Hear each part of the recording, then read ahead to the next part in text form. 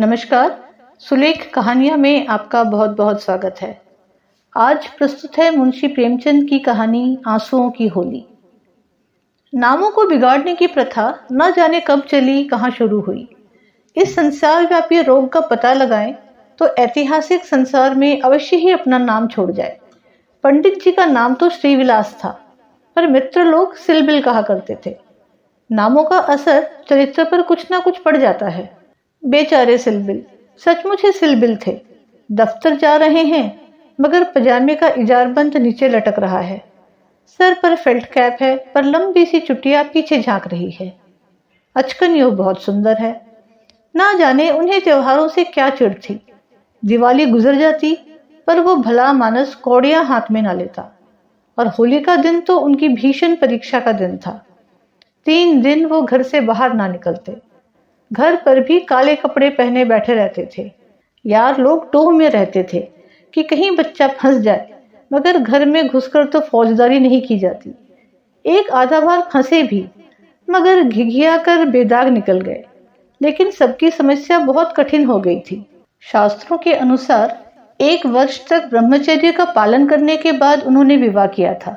ब्रह्मचर्य के परिपक्व होने में जो थोड़ी बहुत कसर रही, वो 3 वर्ष के गौने की मुद्दत ने पूरी कर दी।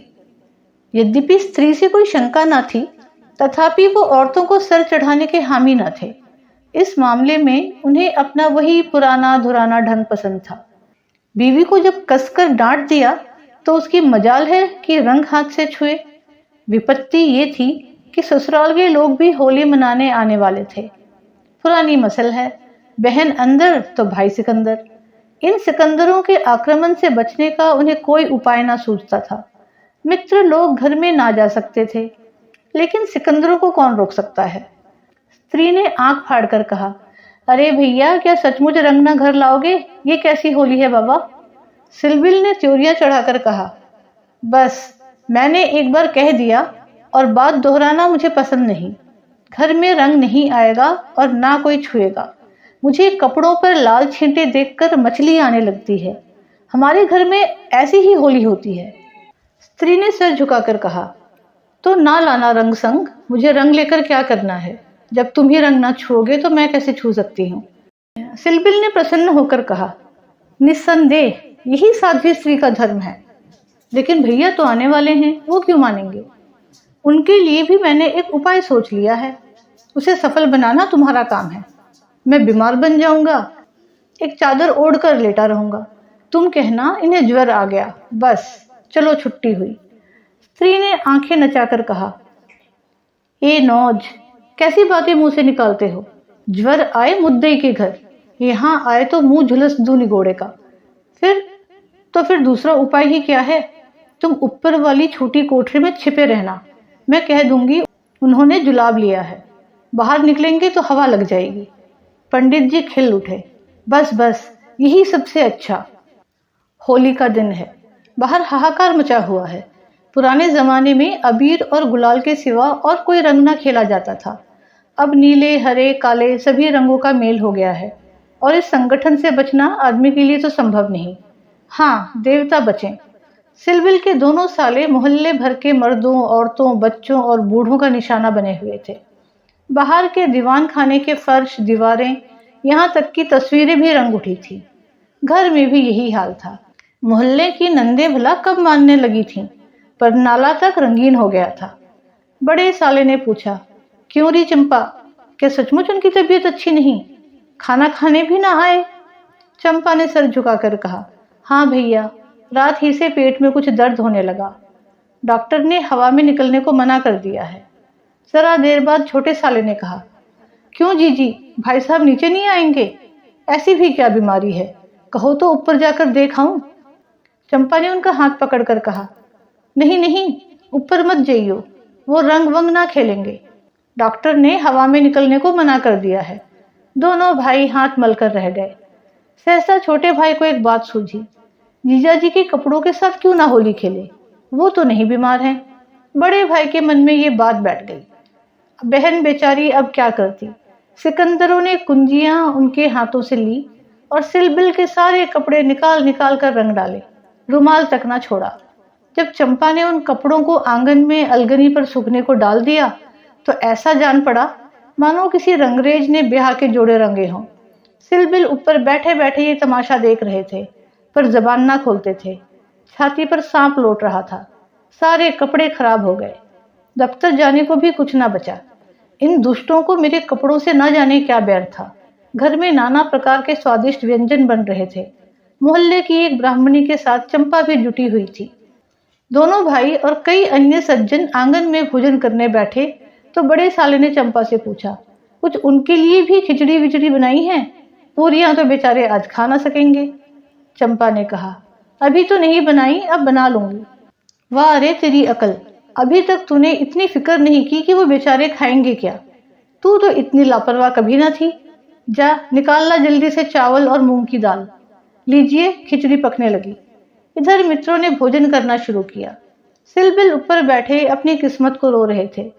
उन्हें इस सारी विपत्ति का एक ही कारण मालूम होता था, विवाह। चंपा ना आती तो ये साले क्यों आते, कपड़े क्यों खराब होते, होली के दिन मूंग की खिचड़ी क्यों खाने को मिलती। मगर अब पछताने से क्या होता है। जितनी देर में लोगों ने भोजन किया उतनी देर में खिचड़ी तैयार हो गई। बड़े साले ने खुद चंपा को ऊपर भेजा कि खिचड़ी की थाली ऊपर दे आए। सिलबिल ने थाली की और कुपित नेत्रों से देखकर कहा, इसे मेरे सामने से हटा ले जाओ। क्या आज उपवास ही करोगे? तुम्हारी यही इच्छा है तो यही सही। मैंने क्या किया, सवेरे से जुटी हुई हूँ। भैया ने खुद खिचड़ी डलवाई और मुझे यहाँ भेजा। हाँ, वो तो मैं देख ही रहा हूँ कि मैं घर का स्वामी नहीं, सिकंदरों ने उस पर कब्जा जमा लिया है। मगर मैं ये नहीं मान सकता कि तुम चाहती तो और लोगों के पहले ही मेरे पास थाली न पहुंच जाती। मैं इसे पतिव्रत धर्म के विरुद्ध समझता हूँ, और क्या कहूँ। तुम तो देख रहे थे ना कि दोनों मेरे सर पर सवार थे। अच्छी दिल लगी है कि और लोग तो समोसे और खस्ते उड़ाएं और मुझे मूंग की खिचड़ी दी जाए। वाह रे नसीब। तुम इसे 2-4 कौर खा लो, मुझे ज्यों ही अवसर मिलेगा दूसरी थाली लाऊंगी। सारे कपड़े रंगवा डाले, दफ्तर कैसे जाऊंगा। ये दिल लगी मुझे जरा भी नहीं भाती। मैं इसे बदमाशी कहता हूँ। तुमने संदूक की कुंजी क्यों दे दी, क्या मैं इतना पूछ सकता हूँ? जबरदस्ती छीन ली, तुमने सुना नहीं, करती क्या? अच्छा, जो हुआ सो हुआ। ये थाली ले जाओ। धर्म समझना तो दूसरी थाली ले आना, नहीं तो आज व्रत ही सही। एकाएक पैरों की आहट पाकर सिलबिल ने सामने देखा तो दोनों साले आ रहे हैं। उन्हें देखते ही बेचारे ने मुंह बनाया, चादर से शरीर ढक लिया और कराहने लगे। बड़े साले ने कहा, कहिए कैसी तबीयत है, थोड़ी सी खिचड़ी खा लीजिए। सिलबिल ने मुंह बनाकर कहा, अभी तो कुछ खाने की इच्छा नहीं है। नहीं, उपवास करना तो हानिकारक होगा, खिचड़ी खा लीजिए। बेचारे सिलबिल ने मन में इन दोनों शैतानों को खूब कोसा और विष की भांति खिचड़ी कंठ के नीचे उतारी। आज होली के दिन खिचड़ी ही भाग्य में लिखी थी। जब तक सारी खिचड़ी समाप्त न हो गई, दोनों वहीं डटे रहे, मानो जेल के अधिकारी किसी अनशन व्रतधारी कैदी को भोजन करा रहे हों। बेचारे को ठूस ठूस कर खिचड़ी खानी पड़ी। पकवानों के लिए गुंजाइश ही न रही। 10 बजे रात को चंपा उत्तम पदार्थों का थाल लिए पतिदेव के पास पहुंची। महाशय मन ही मन झुंझला रहे थे। भाइयों के सामने मेरी परवाह कौन करता है। ना जाने कहां से दोनों शैतान फट पड़े। दिन भर उपवास कराया और अभी तक भोजन का कहीं पता नहीं। चंपा को थाल लाते देखकर कुछ अग्नि शांत हुई। बोले, अब तो बहुत सवेरा है, 1-2 घंटे बाद क्यों नहीं आई? चंपा ने सामने थाली रखकर कहा, तुम तो ना हार ही मानते हो ना जीत ही। अब आखिर ये 2 मेहमान आए हुए हैं, इनकी सेवा सत्कार ना करूं तो भी तो काम नहीं चलता। तुम्ही को बुरा लगेगा, कौन रोज आएंगे। ईश्वर ना करे कि रोज आए। यहाँ तो एक ही दिन में बधिया बैठ गई।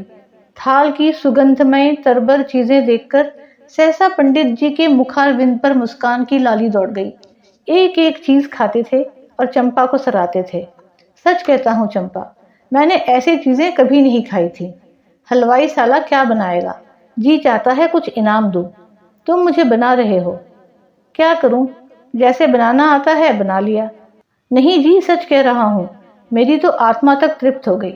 आज मुझे ज्ञात हुआ कि भोजन का संबंध उदर से इतना नहीं जितना आत्मा से है। बतलाओ क्या इनाम दूं? जो मांगूं वो दोगे? दूंगा, जनेऊ की कसम खाकर कहता हूं।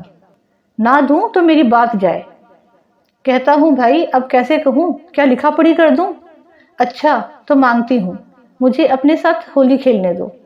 पंडित जी का रंग उड़ गया, आंखें फाड़कर बोले, होली खेलने दूं? मैं तो होली खेलता नहीं, कभी नहीं खेला। होली खेलना होता तो घर में छिपकर क्यों बैठता? और के साथ मत खेलो, लेकिन मेरे साथ तो खेलना ही पड़ेगा। ये मेरे नियम के विरुद्ध है। जिस चीज को अपने घर में उचित समझूं, उसे किस न्याय से घर के बाहर अनुचित समझूं? सोचो। चंपा ने सर नीचे करके कहा, घर में ऐसे कितनी बातें उचित समझते हो जो घर के बाहर करना अनुचित ही नहीं, पाप भी है। पंडित जी झेंपते हुए बोले, अच्छा भाई, तुम जीती, मैं हारा। अब मैं तुमसे यही दान मांगता हूँ। पहले मेरा पुरस्कार दे दो, पीछे मुझसे दान मांगना। ये कहते हुए चंपा ने लोटे का रंग उठा लिया और पंडित जी को सर से पांव तक नहला दिया। जब तक वो उठकर भागे, उनकी मुट्ठी भर गुलाल लेकर सारे मुंह पर पोत दिया। पंडित जी रोनी सूरत बनाकर बोले, अभी और कसर बाकी हो तो वो भी पूरी कर लो। मैं जानता था कि तुम मेरी आस्तीन का सांप बनोगी। अब और कुछ रंग बाकी नहीं रहा। चंपा ने पति की मुख की ओर देखा तो उस पर मनोवेदना का गहरा रंग झलक रहा था। पछताकर बोली, क्या तुम सचमुच बुरा मान गए हो? मैं तो समझती थी कि तुम केवल मुझे चिढ़ा रहे हो। श्री विलास ने कांपते हुए स्वर में कहा, नहीं चंपा, मुझे बुरा नहीं लगा। हाँ, तुमने मुझे उस कर्तव्य की याद दिला दी जो मैं अपनी कायरता के कारण भुला बैठा था। ये सामने जो चित्र देख रही हो, मेरे परम मित्र मनहर नाथ का है, जो अब संसार में नहीं है। कितना सरस, कितना भावुक, कितना साहसी आदमी था। देश की दशा देख देख कर उसका खून जलता रहता था। 16 भी कोई उम्र होती है, पर वो उस उम्र में अपनी जीवन का मार्ग निश्चित कर चुका था। सेवा करने का अवसर पाकर वो इस तरह उसे पकड़ता था मानो संपत्ति हो। जन्म का वैरागी था, वासना तो उसे छू ही ना गई थी।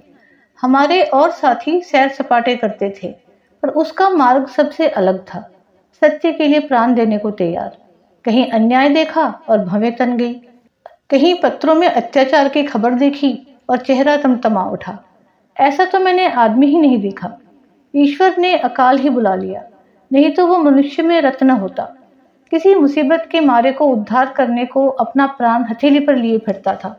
स्त्री जाति का इतना आदर और सम्मान कोई क्या करेगा? स्त्री उसके लिए पूजा और भक्ति की वस्तु थी। 5 वर्ष हुए, यही होली का दिन था।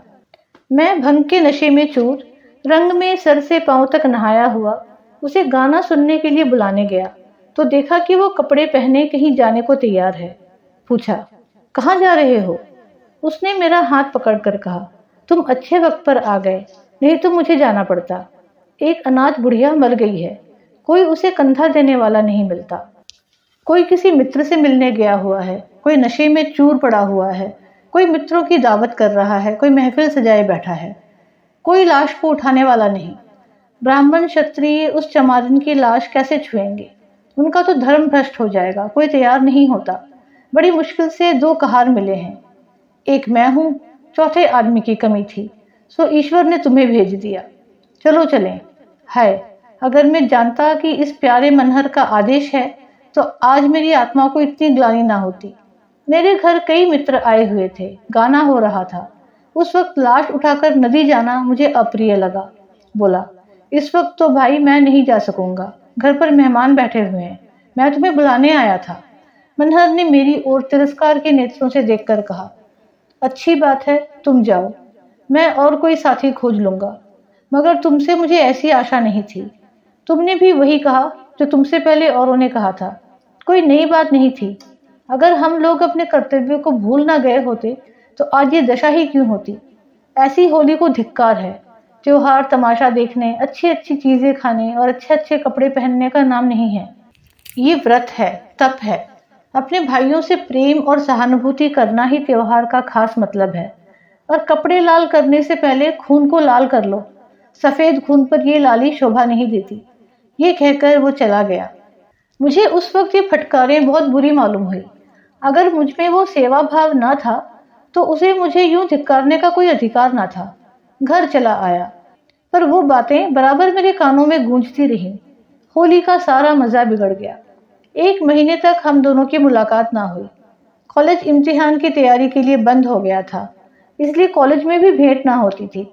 मुझे कुछ खबर नहीं वो कब और कैसे बीमार पड़ा, कब अपने घर गया। सहसा एक दिन मुझे उसका एक पत्र मिला। हाय, उस पत्र को पढ़कर आज भी छाती फटने लगती है। श्रीविलास एक क्षण तक गला रुक जाने के कारण बोल ना सके। फिर बोले, किसी दिन तुम्हें फिर दिखाऊंगा। लिखा था, मुझसे आखिरी बार मिल जा, अब शायद इस जीवन में भेंट ना हो। खत मेरे हाथ से छूटकर गिर पड़ा। उसका घर मेरठ के जिले में था। दूसरी गाड़ी जाने में आधे घंटे की कसर थी। तुरंत चल पड़ा, मगर उसके दर्शन ना बदे थे। मेरे पहुंचने से पहले ही वो सिधार चुका था। चंपा, उसके बाद मैंने होली नहीं खेली। होली ही नहीं, और सभी त्योहार छोड़ दिए। ईश्वर ने शायद मुझे क्रिया की शक्ति नहीं दी। अब बहुत चाहता हूँ कि कोई मुझसे सेवा का काम ले। खुद आगे नहीं बढ़ सकता, लेकिन पीछे चलने को तैयार हूँ। पर मुझसे कोई काम लेने वाला भी नहीं। लेकिन आज वो रंग डालकर तुमने मुझे उस धिक्कार की याद दिला दी। ईश्वर मुझे ऐसी शक्ति दे कि मन में ही नहीं, कर्म में भी मनहत बनूं। ये कहते हुए श्रीविलास ने तश्तरी से गुलाल निकाला और उसे चित्र पर छिड़ककर प्रणाम किया।